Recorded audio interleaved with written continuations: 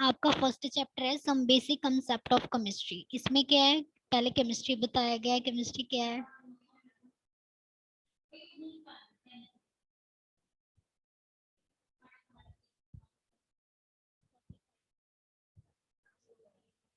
Forty five.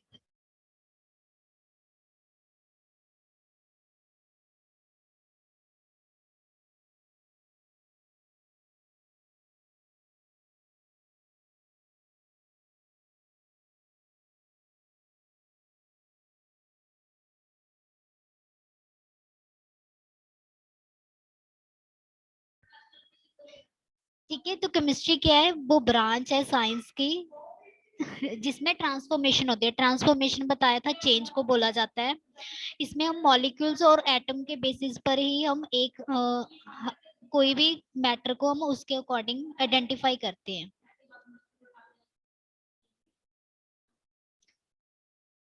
तो chemistry हमारी daily life में कैसे यूज होती है, इसकी क्या एग्जांपल है? जैसे हम कोई भी अपने क्लोथ वॉश करते हैं तो उसके लिए हमें क्या चाहिए? डिटर्जेंट चाहिए। तो अगर हम डिटर्जेंट यूज करते हैं, वो किस क्या होता है, उसमें कोई रिएक्शन होती है। तो जो भी रिएक्शन हो, जो भी चेंज हो, उसे हम केमिस्ट्री में बोल देते हैं। और मैटर क्या था? कोई भी चीज का मास हो, उसे हम मैटर बोल देते हैं। जो स्पेस ऑक्यूपाई करे, वो मास होता है। तो कौन कौन से एग्जांपल हो गए उसके? बुक हो गया, पेन, पेंसिल, ये सभी क्या है? मैटर की एग्जांपल है। तो नेक्स्ट किया था हमने स्टेट्स ऑफ मैटर। कितनी स्टेट्स होती हैं मैटर की? थ्री होती हैं, सॉलिड, लिक्विड एंड गैस।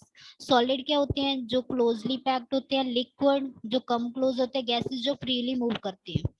तो सॉलिड में क्या है? सॉलिड की क्या है? डेफिनेट वॉल्यूम और डेफिनेट शेप होता है। बट जो लिक्विड है उनका डेफिनेट वॉल्यूम तो होता है, but do not have a definite shape. हम जिस भी कंटेनर में लिक्विड तो डालेंगे, वो उसकी शेप ले लेगा, बट उसकी कोई प्रॉपर शेप नहीं होती। ऐसे ही आपका जो गैसेस है, ना ही उसका वॉल्यूम होता है, ना ही उसकी शेप होती है। जैसे आपके ये फिगर 1.1 में आपको दिखाया गया है, सॉलिड क्या है? क्लोजली पैक्ड है। लिक्विड थोड़ी सी वीकली वीकली पैक्ड है। और जो गैसेस है वो फ्रीली मूव कर रही हैं। तो जो ये चेंज आते हैं थ्री स्टेट्स में, solid to liquid, liquid to gas, जो इनमें इंटर कन्वर्जन होता है, उनको क्या है? उनको स्पेशल नेम गए हैं, उन प्रोसेसेस को नेम दिए गए हैं। जैसे आप सॉलिड टू लिक्विड करेंगे तो उस चेंज को क्या बोला गया? मेल्टिंग पॉइंट बोला गया। अगर लिक्विड टू गैस में करेंगे तो उसे बॉइलिंग पॉइंट बोला गया। क्लासिफिकेशन के अकॉर्डिंग जो आपका मैटर है, वो कितने टाइप्स में डिवाइड है? वो टू में है, मिक्सचर और प्योर सब्सटेंस। मिक्सचर क्या होती है? जब टू और मोर प्योर सब्सटेंस एक ही रेशियो में प्रेजेंट हो। जैसे आपने कोई भी कुकिंग का ले लो, आप घर में कुछ भी, जैसे आप कोई भी सूप बना रहे हो, तो सूप में उसमें क्या है? हम अलग अलग ले रही हैं, अलग अलग टाइप्स के मॉलिक्यूल्स और सब्सटेंस ले रही है, जो कि अपना एक मिक्सचर बना रही है। तो मिक्सचर है जो देन वो फर्दर टू टाइप्स में डिवाइड है, होमोजीनियस एंड हिट्रोजीनियस। होमोजीनियस क्या होता है? जो जैसे होमोजेनियस की जैसे आपकी एग्जांपल होगी, वाटर में हम अगर सॉइल को सॉरी सॉल्ट को मिक्स करेंगे तो उसका कलर में कोई चेंज नहीं आएगा, क्योंकि उसमें क्वांटिटी तो हमने सॉइल सॉल्ट की डाल दी, बट उसमें कोई चेंज नहीं आया। तो वो सेम हो गया, मतलब वैसा जैसे हमने पहला था वैसा ही अभी हमें फिर से दिखाई दे रहा है रिएक्शन होने के बाद भी। तो वो क्या है? होमोजेनियस। हिट्रोजीनियस क्या है? ये चेंज होना। जैसे आपने जैसे उसमें तो हमने सॉल्ट को ऐड किया था, इसमें अगर हम किसी भी शुगर सॉरी सॉइल को ऐड कर दें, सॉइल के पार्टिकल्स, अगर हम वाटर में सॉइल के पार्टिकल को ऐड करेंगे तो आपको उसकी कलर भी चेंज मिलेगा, और उसमें डिफरेंट टाइप्स ऑफ लेयर भी बन जाएंगी। तो वो क्या प्रॉपर नहीं होगा, मतलब उससे हम क्लियर नहीं देख पाएंगे। जैसे हम वाटर को पहले क्लियर देख पा रहे थे, तो उसको क्या बोला गया है? हिट्रोजीनियस मिक्सचर बोला गया है। जैसे आपको एग्जांपल दी गई हुई है हिट्रोजीनियस मिक्सचर की, mixture of salt and sugar, grain and pulse along with some dirt. इसे क्या बोला गया है? हिट्रोजीनियस मिक्सचर बोला गया है, जो आपके डेली लाइफ में यूज होते हैं। तो इसको फिजिकल मेथड है, कैसे इसे हम सेपरेट कर सकते हैं? हम हैंड पिकिंग के कर सकते हैं। जैसे आपने देखा होगा कोई भी हमारी पल्स होगी, दाल होगी, तो हम उसमें क्या है, जो कंकड़ होते हैं वो किससे रिमूव करते हैं, किस प्रोसेस के थ्रू रिमूव करते हैं, वो हैंड पिकिंग के थ्रू रिमूव करते हैं। और फिल्ट्रेशन, जैसे हम कोई भी फिल्टर करेंगे तो हम सॉलिड पार्टिकल अलग से कर लेंगे और लिक्विड पार्टिकल अलग से। तो जी किसके कंपोनेंट्स है, कौन से मेथड में यूज होते हैं, जो हिट्रोजेनियस मिक्सचर में ये चीजें यूज होती हैं। और जैसे अब तो आपने कर लिया था प्योर मैटर, मैटर क्या था, मिक्सचर और प्योर सब्सटेंस में डिवाइड था। तो mixture then further two types में डिवाइड था, होमो एंड हिट्रो। ऐसे ही जो प्योर सब्सटेंस है वो फर्दर डिवाइड है टू टाइप्स में, एलिमेंट और कंपाउंड। जो प्योर सब्सटेंस है इसके कैरेक्टर डिफरेंट है फ्रॉम द मिक्सचर। मिक्सचर क्या था, वो तो टू और थ्री के कंपाउंड से मिलकर एक मिक्सचर तैयार होता था, बट जो प्योर है वो उनकी सेम, मतलब एक ही चीज होगी। जैसे आपकी गोल्ड हो गया, गोल्ड में क्या है, कोई मिक्सचर नहीं है, कोई अनदर मॉलिक्यूल्स और पार्टिकल ऐड नहीं है इसमें, ये ओनली एक ही चीज से बना हुआ है। जो कोई भी चीज एक चीज से बनी हो उसे हम क्या बोल देते हैं, प्योर सब्सटेंस। जैसे आपको glucose contain carbon hydrogen oxygen in a fixed ratio and its particle are not particles of same composition. मतलब जो ग्लूकोज है वो बनता है कैसे, कार्बन हाइड्रोजन और ऑक्सीजन से, बट इनकी जो रेशियो है वो सेम है। जैसे C6, मतलब उसमें कार्बन 6 होंगे और हाइड्रोजन 12 और ऑक्सीजन 6, तो उनकी रेशियो तो फिक्स्ड है। तो वो जो किसकी एग्जाम्पल होगी, प्योर सब्सटेंस की एग्जाम्पल होगी। जो प्योर सब्सटेंस है वो फर्दर टू टाइप्स में डिवाइड थे, एलिमेंट और कंपाउंड। एलिमेंट क्या होते हैं, जो only one type of atom से, मतलब जो एक ही एटम से बना हो उसे क्या बोलेंगे हम, एलिमेंट। जैसे आपका गोल्ड हो गया, तो गोल्ड वन ही एटम से बनेगा तो उसे हम एलिमेंट बोल देंगे। कंपाउंड क्या होते हैं, जो टू और थ्री से बनकर मिले हो। जैसे वाटर है, वाटर क्या टू कंपोनेंट से मिलकर बनता है ना, हाइड्रोजन और ऑक्सीजन से, H2O।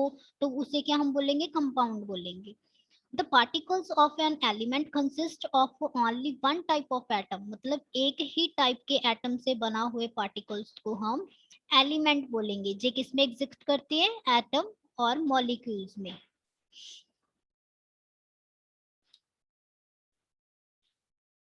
नेक्स्ट आपको जो एग्जांपल दी गई है, एटम्स ऑफ डिफरेंट एलिमेंट्स। कैसे, हाइड्रोजन अलग से अपना एटम है, ऑक्सीजन का अलग, नाइट्रोजन का अलग, सोडियम का अलग, कॉपर का अलग, तो सभी का अलग अलग है। बट जो कम एलिमेंट होगी इसे तो हम एलिमेंट बोल देंगे। जो कंपाउंड है वो कैसे बनते हैं, वो टू से, मतलब टू एटम से। वो एटम सेम भी हो सकती है और डिफरेंट भी हो सकती है। When two or more atoms of different elements combine together in a definite ratio of of the molecules is called compound। मतलब जो टू और थ्री एटम से मिलकर बनते हैं उसे हम क्या बोल देते हैं, कंपाउंड बोल देते हैं। Moreover, the constituents of the compound cannot be separated into similar substance by a physical method। जैसे हम मिक्सचर को तो क्या था, हम सेपरेट कर सकते थे, किनके थ्रू, उनके मेथड थे। जैसे हैंड पिकिंग हो गया, फिल्ट्रेशन हो गया, वो किसके टाइप्स के मेथड थे, वो फिजिकल मेथड थे। बट जो ये कंपाउंड है, अब हम इनको सेपरेट नहीं कर पाएंगे। देखो जो आपका वाटर है, तो वाटर में क्या है, टू कंपाउंड से बना होता है वो, टू और मोर एटम से। कैसे, हाइड्रोजन और ऑक्सीजन थे, बट हम उसे सेपरेट तो नहीं कर पाएंगे। तो वो क्या है, वो थ्रू फिजिकल मेथड सेपरेट नहीं हो पाएंगे, but they can be separate by a chemical method, but वो केमिकल मेथड के थ्रू सेपरेट हो पाएंगे। Examples of some compounds are, जैसे वाटर हो गया, वाटर कैसे बना हुआ है, टू एटम से, टू और मोर एटम, टू और मोर कैसे हो गया, हाइड्रोजन हो गया और वाटर हो गया। अमोनिया है, वो कैसे बनेगा, NH3, तो N नाइट्रोजन और हाइड्रोजन, कार्बन डाइऑक्साइड CO2। तो ये टू और मोर एटम से बने उसे हम कंपाउंड बोल देते हैं।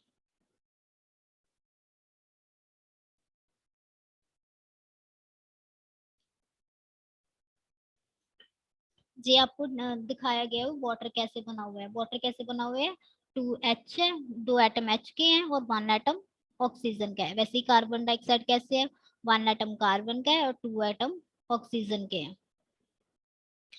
Atom of a different element are present in a compound in a fixed and a definite ratio. This ratio is characterize of a particular compound. तो जो जो रेशियो है इनकी अपनी एक पर्टिकुलर अमाउंट होती है, एक पर्टिकुलर रेशियो होती है। जैसे वाटर बनेगा तो वाटर में क्या क्या होंगे, टू एटम्स कौन से होंगे, एच के टू पार्टिकल्स होंगे और ओ का सिंगल होगा ऑक्सीजन का। तो इनकी जो क्वांटिटी है, जो रेशियो है वो सेम रहती है।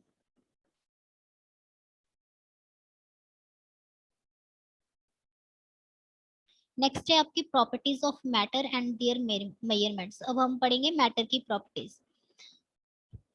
Every substance has unique or characteristic properties. These properties can be classified into two categories. अब जो जो properties हैं इनको हमने two categories में divide किया गया हुआ है। कौन से हैं, physical और chemical। physical में क्या हो गया, उसकी appearance होगी, उसका change आ गया, transformation आ गई। जैसे कलर, कलर हम चेंज कर सकते हैं। और उसकी स्मेल होगी, मेल्टिंग पॉइंट हो गया, बॉइलिंग पॉइंट हो गया, डेंसिटी होगी। तो जे क्या है, जे फिजिकल प्रॉपर्टीज है। और केमिकल प्रॉपर्टीज क्या होगी, उसकी रिएक्टिविटी जानना, वो एसिड है बेस है उसकी कंपोजिशन जानना। ठीक है, जे क्या होगी, जे केमिकल प्रॉपर्टीज होगी। तो फिजिकल प्रॉपर्टीज हम कैसे मेजर कर सकते हैं, physical properties can be measured और observed without changing the identity of a composition of a substance. हम फिजिकल प्रॉपर्टीज को मेजर कर सकते हैं, उसे देखकर ही बता सकते हैं, उसके कोई भी चेंज किए बिना। बट जो केमिकल प्रॉपर्टीज हैं उसमें क्या है, चेंज अकर होगा। मतलब उसकी फर्स्ट कुछ और होगा, देन वो चेंज होगा। वो किसके कारण होगा, वो केमिकल प्रॉपर्टीज के कारण होगा। जो measurement of chemical properties does not require occurrence of a chemical change। तो जो physical properties हैं उनमें चेंज, मतलब उनके उनमें चेंज आना जरूरी नहीं है। तो जो केमिकल प्रॉपर्टीज हैं उनको, the examples of chemical properties are characteristic reactions of different substance, include acidity और बेसिसिटी। जैसे आपको बताया था, जो केमिकल प्रॉपर्टीज में क्या उसकी रिएक्शन आएगी, मतलब उसने चेंज होकर क्या बनाया, वो एसिड है बेस है। बट जो फिजिकल है उसमें हम सिंपली आइडेंटिफाई कर लेंगे भी इसमें ये चेंज है। ये तो सिंपली डिफरेंस पता चल गया हमें भी, फिजिकल प्रॉपर्टीज और केमिकल प्रॉपर्टीज में क्या है, कैसे होते हैं। अब हम उसकी करेंगे measurements of physical properties. Measurement of physical properties मतलब उसे हम कैसे वेट कर सकते हैं। उनके लिए स्पेशल क्या है, एसआई यूनिट यूनिट्स होती है, जिसे हम जैसे कि if we buy a banana, then we have a has a specific unit which is दर्जन। ठीक है, वैसे ही जैसे हम कोई भी एटम और मॉलिक्यूल्स को करेंगे, हम उसे मेजर करेंगे, तो उनके लिए स्पेशल एसआई यूनिट्स बनाई गई हैं, वो है मोल्स। जो एटम और मॉलिक्यूल्स को हम वेट करते हैं, मेजर करते हैं, वो किसके थ्रू करते हैं, हम मोल्स के थ्रू करते हैं। तो moles is SI unit of atoms और मॉलिक्यूल्स। तो फिजिकल प्रॉपर्टीज की हम कैसे मेजर कर सकते हैं, फिजिकल प्रॉपर्टीज को quantitative measurement of properties is required for a scientific investigation. Many properties of matter such as length. जैसे आपको मालूम होगा लेंथ को कैसे मेजर करते हैं, एरिया को, वॉल्यूम को। आगे आपको ग्राफ दिया गया हुआ है, जैसे दे दे ये देखो। लेंथ का सिंबल क्या है, पहले तो एल है। और इसकी यूनिट कैसे मेजर करते हैं, हम मीटर के थ्रू करते हैं। और इस सिंबल क्या है मीटर का, स्मॉल एम है। और मास को कैसे करते हैं, किलोग्राम में, तो उसका सिंबल क्या है, केजी। वैसे टाइम को कैसे मेजर करते हैं हम, सेकंड्स में। सेकंड का क्या है सिंबल, स्मॉल एस। वैसे ही इलेक्ट्रिक करंट को क्या करते हैं, कैसे मेजर करते हैं, उसका सिंबल क्या है, ये सब दिया हो गया हुआ है। जैसे अमाउंट ऑफ सब्सटेंस, मतलब अमाउंट ऑफ सब्सटेंस में क्या आ गया, एटम और मॉलिक्यूलर, तो उसे हम कैसे मेजर करते हैं, मोल में। तो मोल का क्या है, ऐसे कैसे सिंबल है, MOL।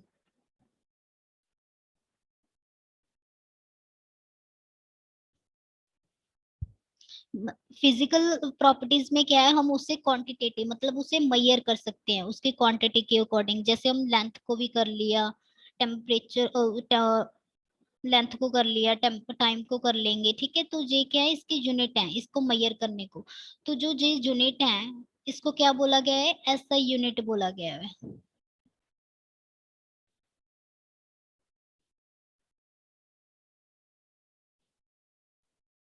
जो ये ग्राफ है आप चेक पढ़ो एक बार। Base physical quantities and their units.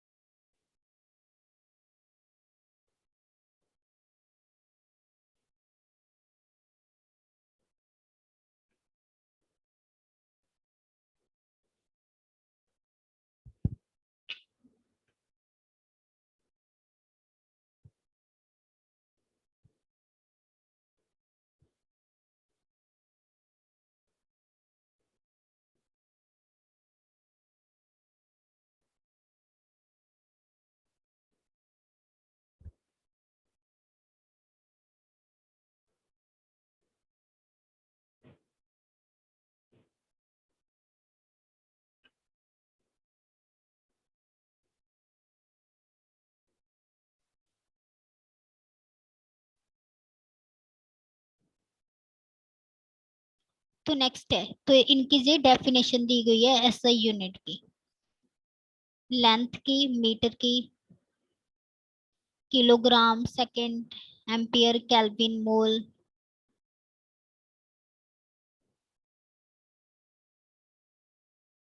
ठीक है, जैसे हम मोल पढ़ते हैं क्योंकि मोल की हमें नीड होगी आगे न्यूमेरिकल सॉल्व करने में।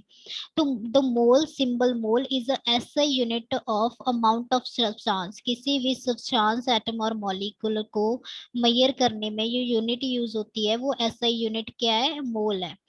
1 mole contains exactly 6.02214076 10 raised to power 23 elementary identities। तो 1 mole कितने कैरी करता है, जैसे एक दर्जन कितने कैरी करता है, 12। तो वैसे ही 1 mole कितनी क्वांटिटी कंटेन करता है, तो उनकी जो स्पेसिफिक वैल्यू दी गई हुई है।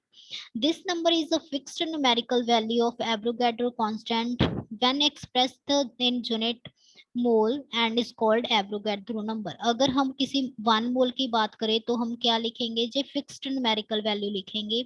वो फिक्स्ड न्यूमेरिकल वैल्यू क्या है, 6.022 10 raised to power 23।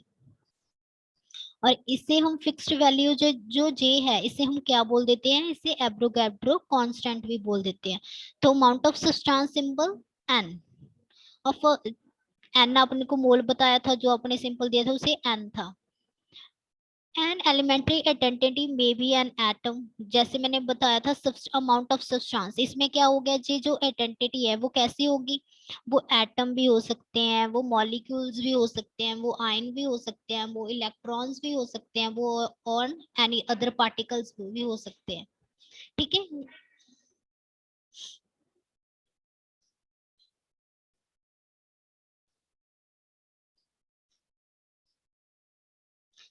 जैसे आपको इस टेबल में दिया गया हुआ है, जैसे अब 10 raised to power -1 है तो उसे हम क्या बोलेंगे, डेसी। 2 को सेंटी, 3 को मिली, 6 को माइक्रोन एंड 9 को नैनो। तो जे इनका स्पेसिफिक दिए गए हुए हैं और जे इनके सिंबल है।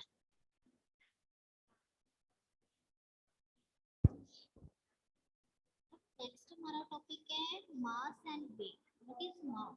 मास क्या है, किसी भी चीज का वेट होना। Mass of the substance is the amount of matter present in while weight is force exerted by a gravity on a object। मतलब जितनी उसे फोर्स लगती है ग्रेविटी के थ्रू उसको हम क्या बोलते हैं, मास बोलते हैं, उसका वेट बोलते हैं। तो मास है वो हम कैसे आइडेंटिफाई करते हैं, कैसे मेजर करते हैं। The mass of the substance can be determined accurately in the laboratory by using an analytical balance. तो हम कैसे यूज करते हैं, एनालिटिकल बैलेंस के थ्रू हम वेट कर लेते हैं किसी भी सब्सटेंस के मास का।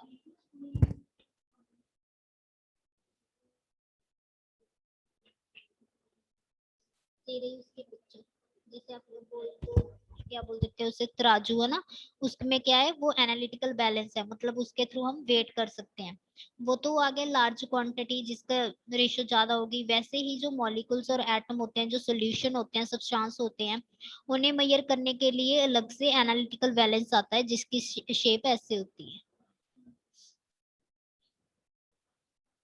तो ये तो हो गया आपका मास, जैसे लिखा हुआ है the SI unit of mass is kilogram. However, its fraction named as ग्राम, मतलब जो 1 किलोग्राम है वो किसके इक्वल होता है 1000 ग्राम के। जैसे हमने ऊपर पढ़ा था 1 मोल किसके इक्वल होता है 6.022 10⁻23 के इक्वल होता है। ये हो गया मास और वेट। नेक्स्ट टॉपिक है हमारा वॉल्यूम। वॉल्यूम क्या होता है? Volume is the amount of space occupy bye substance, मतलब कोई भी चीज का जितनी वो स्पेस कवर कर रही है उसे हम क्या बोल देते हैं वॉल्यूम बोल देते हैं। जैसे आपको इस पिक्चर फिगर 1.6 में दिखाई दे रहा होगा different units used to express volume. जो बॉक्स है, ठीक है, इसने कितनी जगह कितना सरफेस एरिया कवर किया उसको हम क्या बोल देंगे वॉल्यूम बोल देंगे। ठीक है। लीटर की litre which is not an SI unit, it is measure of volume liquid. तो जो लीटर है वो आपको मालूम होगा लिक्विड में मेजर होता है, जो सॉलिड है वो किस में मेजर होते हैं ग्राम और किलोग्राम में। तो लिक्विड का क्या होगा 1 लीटर किसके इक्वल होगा 10⁻⁴ 10,000 मिलीलीटर। ठीक है। 1 सेंटीमीटर किसके होगा तो 1 डेसीमीटर। इसकी क्या है ऐसा यूनिट्स।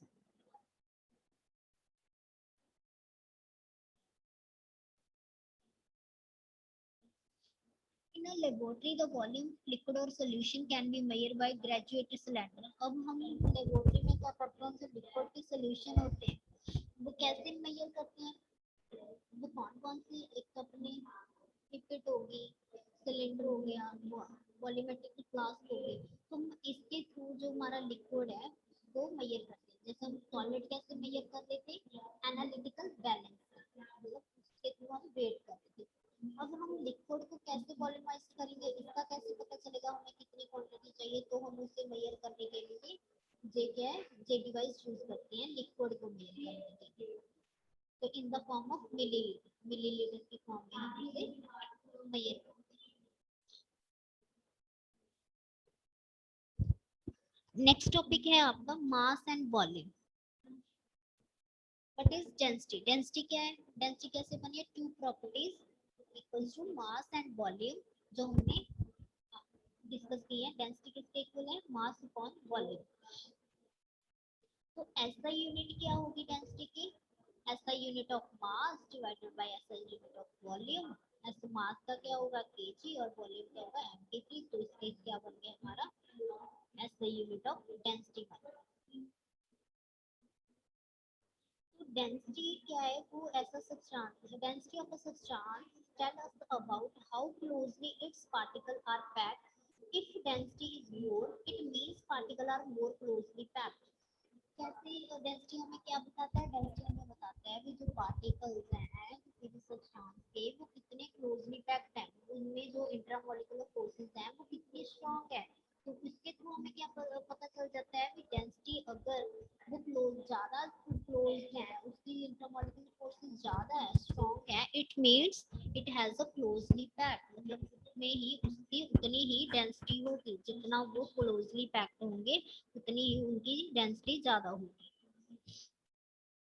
नेक्स्ट टॉपिक है हमारा टेम्परेचर। टेम्परेचर हम किसके द्वारा मेजर करते हैं? थ्री स्केल्स के थ्रू मेजर करते हैं। एक तो हमारा हो गया डिग्री सेल्सियस, एक हो गया फ़ारेनहाइट, एक हो गया केल्विन। तो अब जो ये है ये जो थ्री स्केल है केल्विन फ़ारेनहाइट और सेल्सियस, तो इनकी भी क्या है एक डेफिनेट स्पेसिफिक हमको कैलकुलेशन न्यूमेरिकल वैल्यू दी गई है। वो कौन कौन सी है? फ़ारेनहाइट की जी होगी 9/5 डिग्री सेल्सियस प्लस 32। केल्विन की क्या होगी डिग्री सेल्सियस प्लस 273.15। तो इनकी क्या है जो स्पेसिफिक वैल्यू है। अगर कोई टेम्परेचर बिलो 0 डिग्री होगा तो उसकी वैल्यू क्या होगी नेगेटिव में होगी। Are possible in Kelvin Celsius scale. और नेगेटिव वैल्यू किस में पॉसिबल है मेजर करने के लिए? सेल्सियस स्केल में है बट केल्विन स्केल में नहीं है। Kelvin scale negative temperature is not possible. Kelvin scale में नेगेटिव हम वैल्यू को फाइंड नहीं कर पाएंगे बट सेल्सियस स्केल में हम फाइंड कर सकते हैं। ये आपको तीनों की थर्मामीटर इस पिक्चर में दिखाई दे रही है। फिगर 1.8 में जैसे अब केल्विन का देखो, केल्विन का क्या है, सारे पॉजिटिव है।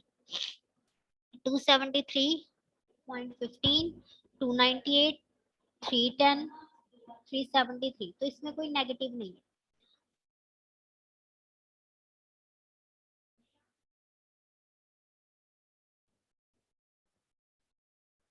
सेल्सियस में क्या है, नेगेटिव पॉसिबल है। तो यहाँ पर क्या है, जैसे ये है 25 डिग्री सेल्सियस होगा, ये क्या है नेगेटिव में हो सकता है, ये किस नेगेटिव में भी हो सकता है। तो किस स्केल में है, जो सेल्सियस में। और फारेनहाइट में क्या है, जे इसकी वैल्यू, जैसे आपका ह्यूमन बॉडी का टेम्परेचर कितना होगा अकॉर्डिंग टू फारेनहाइट स्केल कितना होगा, 98.6 degree Fahrenheit. According to Celsius कितना होगा, 37 डिग्री सेल्सियस। वैसे भी अपना room temperature according to the Fahrenheit 77 degree और सेल्सियस 25 डिग्री। और फ्रीजिंग पॉइंट क्या होगा, फ्रीजिंग पॉइंट नेगेटिव में आना शुरू हो जाता है ना, तो बिलो द दिस पॉइंट तो नेगेटिव वैल्यू आएगी स्टार्ट। तो फिर सेल्सियस में 0 डिग्री सेल्सियस होगा, फारेनहाइट में 32 डिग्री फारेनहाइट। और boiling point, maximum boiling point किसमें होगा, सेल्सियस 100 डिग्री सेल्सियस और फारेनहाइट के अकॉर्डिंग 212 डिग्री फारेनहाइट। ये है thermometric using of different temperature scales.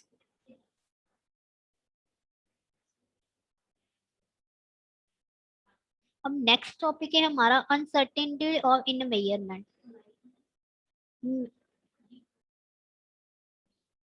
Many a time in a study of chemistry, one has deal with experimental data as well as theoretical calculation. अब हम experiment भी करेंगे और उसमें theoretical calculation भी करेंगे, उसे हैंडल कैसे करना है, क्या आएगा।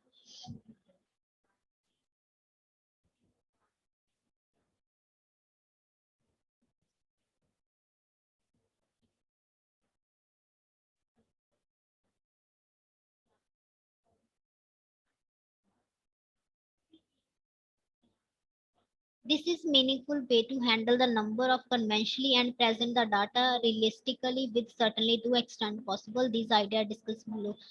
अब जो ये आइडिया है हम उससे डिस्कस करेंगे आगे भी, क्या क्या मेजरमेंट होती है, क्या क्या उसकी अनसर्टेनिटी होती है। जी नेक्स्ट टॉपिक है, जी हम कल स्टार्ट करेंगे क्योंकि ये लेंथी है। तो अब तक जो हमने किया उसमें कोई डाउट हो।